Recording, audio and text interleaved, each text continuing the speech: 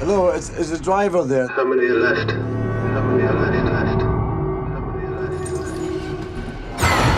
Passengers. How many passengers?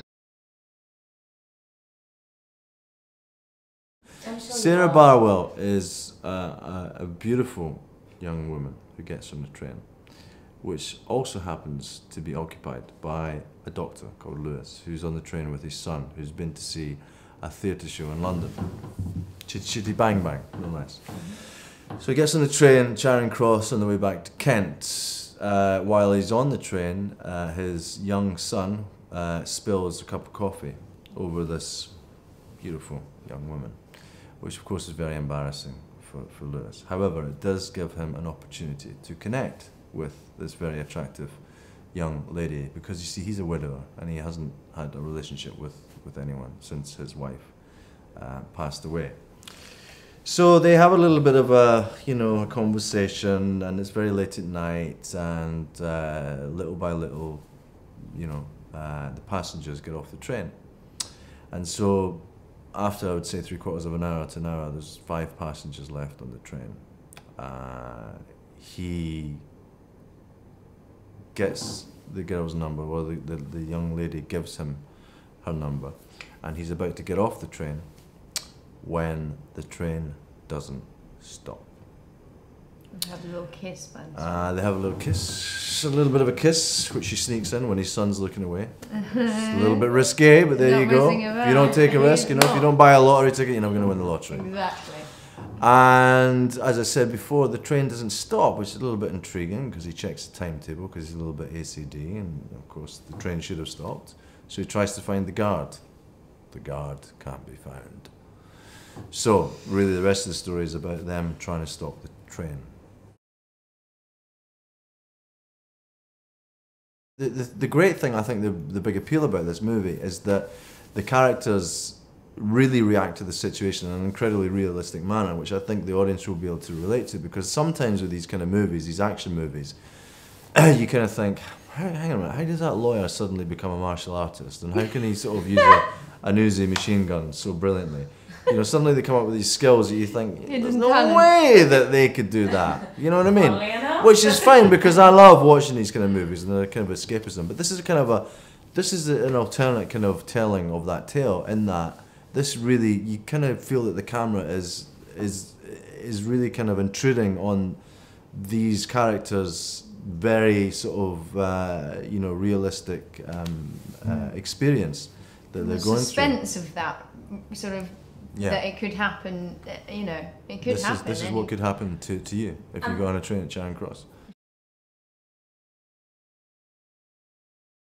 It was entirely natural. I don't have to work on that at all. Are you kidding me? No, I think it was really sort of the first sort of, I don't know, 10 minutes, 15 minutes is such a lovely build, and we had some really nice stuff. Yeah, so and we did that kind of at the beginning, so that was really good to film that at the start. And Josh, who plays Dougray's son, is Josh, just so natural and very incredible. Sweet, yeah. Amazing. But Cara's got a kind of a natural warmth and sort of accessibility about her as a human being, and that kind of feeds into her, her acting, and so it's kind of like it's hard not to like Cara. Well, that's made my day. She's very attractive. You're like that in the CV. My career is no, I guess what done. I guess what I mean is that you can't act that. You either have it or you don't. So it is natural. I guess you're saying. Ladies first.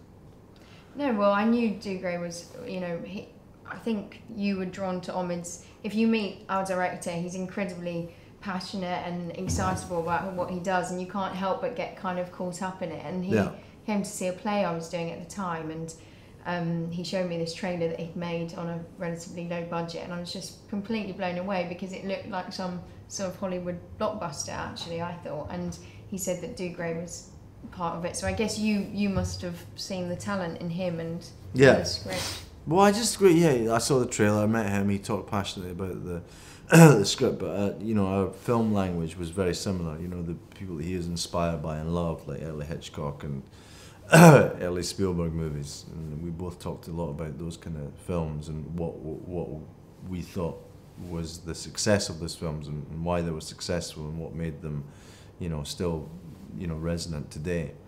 And so we kind of, you know, we both shared that kind of vision. Oh, absolutely. I think so. But I met him, and obviously I was got very, you know, I got my hopes up to do it, but I had to get past this guy, so I still had to audition. Nothing to do with me. I was not, no, not at all. It was to do with the Omid. Omid made the choice, but Cara was fantastic and was, you know, the right, you know, actress to play the role. For sure she was, yeah. Good. And Ben Hogan. Ben Hogan? Yeah. Okay. Golfer, for those of you who don't know. It's nothing to do with movies. Meryl Streep, Robert De Niro. Yeah, I mean, Meryl Streep is my #1 idol, yes.